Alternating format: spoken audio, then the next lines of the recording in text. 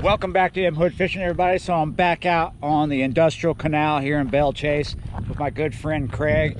This time we're gonna fish over there. That's an old helipad. Helicopters used to land on top of that building.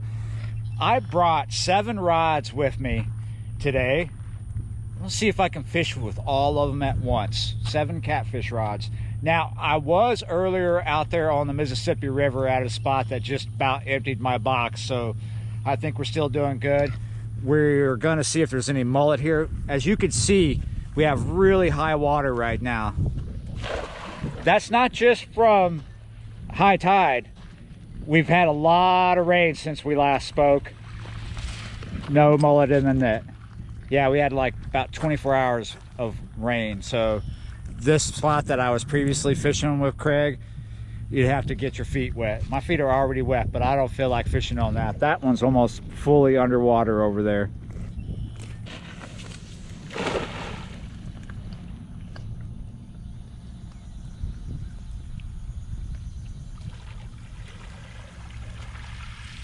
Oh, one little mullet. Yeah, you're right. All right, I finally got the 3 rods that I needed to tied up. We'll talk about them soon. Now it's time to get at some bait here. I'm gonna cut this shad in half.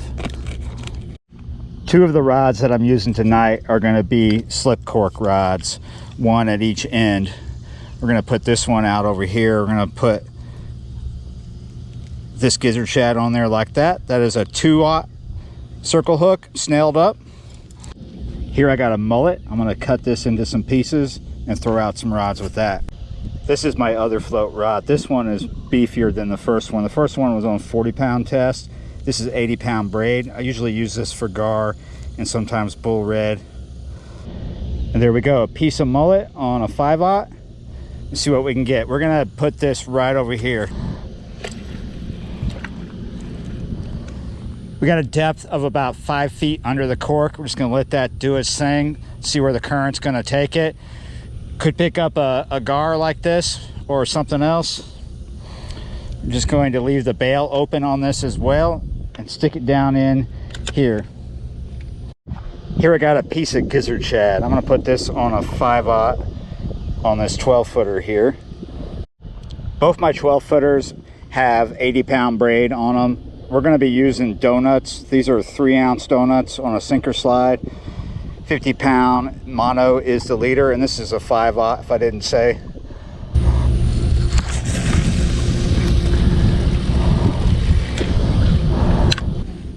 All right, I'm gonna put this mullet head out on this 5/0, and this is on one of my coastal tufts with 40-pound high-vis mono.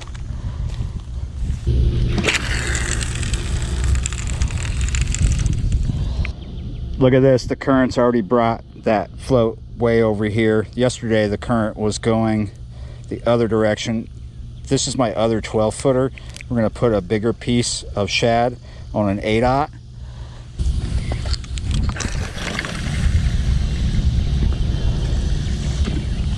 We're gonna do mullet again on an 0.5. This one is 40-pound high vis as well.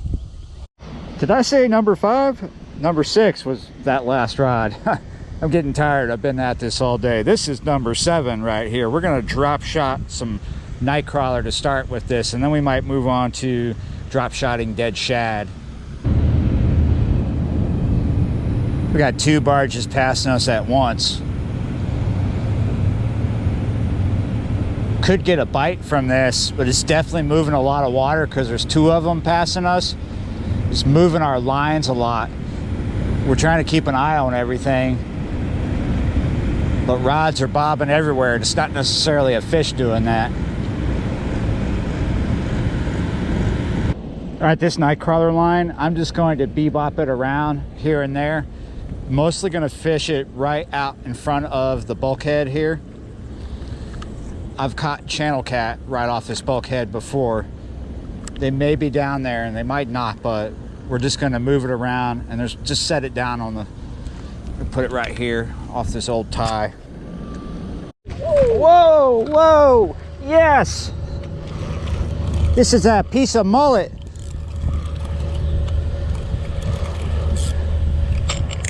We just had a series of barges come through, the same ones I was talking about. Nice bite, nice bite. So far fishing 7 rods. Technically we're fishing 8, but 7 of them are mine. Craig has got a little tiny one over there. He's micro fishing tonight. He's fishing with a 7-foot H2O rod he just got. I think I might be able to float this one into the deck here. Yeah, you're right. Oh, popped right there. There's one ugly looking catfish too. What did you say about this fish? Look on one side, and it looks like he just come off of the bed. He may have just came off a bed. Yeah, he's missing an eye, or his eyelid is healed up over the eye. Not too fat, this one. Look how scuffed up he is.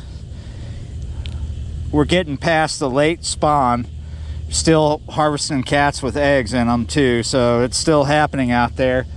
But we gotta fish. Yeah, you're right. I'm not really in the mood to keep fish tonight because I'm gonna be out late.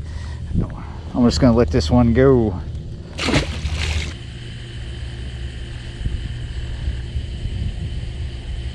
Ooh, something's really hitting this rod. This is the first rod to catch a fish on this session, and it's had the most bites.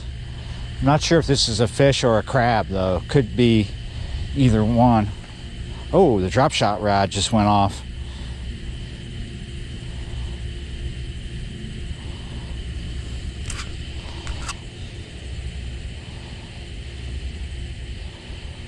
He's giving me a slack line, whatever he is.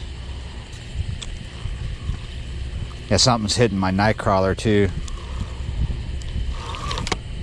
Oh, yes, there's a fish here. We got him. Had to reel up on him. He was just sitting out there with it. Wow, this is like the lucky rod. 2 fish out of 7 rods. This rod is getting the most luck. Of course, it's nothing big.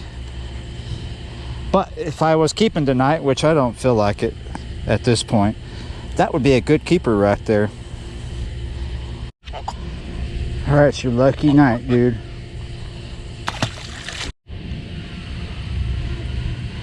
Ooh, what is this? Oh, your favorite. Look how big that crab is.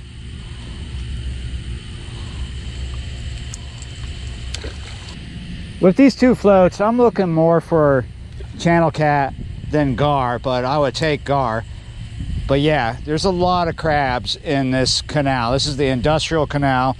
A lot of you already know that. And it's real close to the river here where we're at. This is a float line. It's way out there.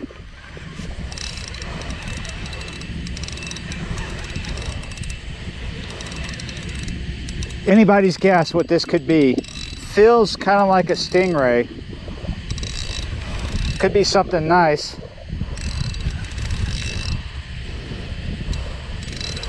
I see the float already. Oh! Is he a netter? He's a netter. It's not a stingray, people. That's what the... Oh! I'm happy. Bring him around the front here. Yeah.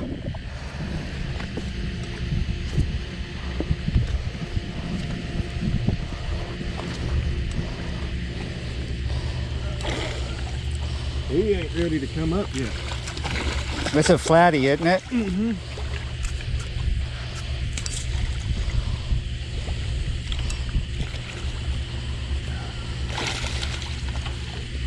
I was targeting channel cats on that float and gar, and look what I get.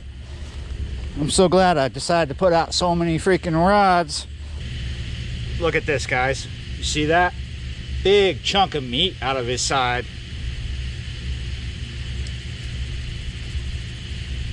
We're gonna let this guy go. He's got some definite battle scars. Maybe he was on a bed or he got into a tussle with something. It was pretty awesome to get a flatty when I wasn't expecting it. That's what's cool about it. Look at that big mouth. He's not a very big flathead, but he's been through some stuff already. All right, I'm gonna let him go. I'm just gonna drop him right over the side right now. There he goes. It's my second crab. He's in love with my float. What are you doing to that float, crab? I didn't even know there was a fish here. I thought it was a crab. It just wasn't playing me at all. It's a big dry dock going by us now. Hey, look at that. First channel cat of the session right there. Look at that. Nice. Not a very big one, but we're hitting all three. Got some blues, a flathead, and now a channel cat. The hardest thing about fishing multiple rods is the fact that there's a lot of crabs here. It's a lot of work keeping bait on all the lines, but it's paying off, catching fish. Yeah, you're right, 7 catfish rods. A lot of work just to keep bait on all of them because of the crabs here, but four fish, a channel cat, flathead, 2 blues, pretty good. All the top species except for bullheads, but who cares about bullheads? I do, of course. I like catching bullheads on light tackle. That's a lot of fun, let me tell you there. Yeah, you're right. So it is 11 o'clock now, and the bite has slowed down slower than molasses. It is time to go. So I'm gonna say this, thanks for watching and subscribing, and I will see you next time.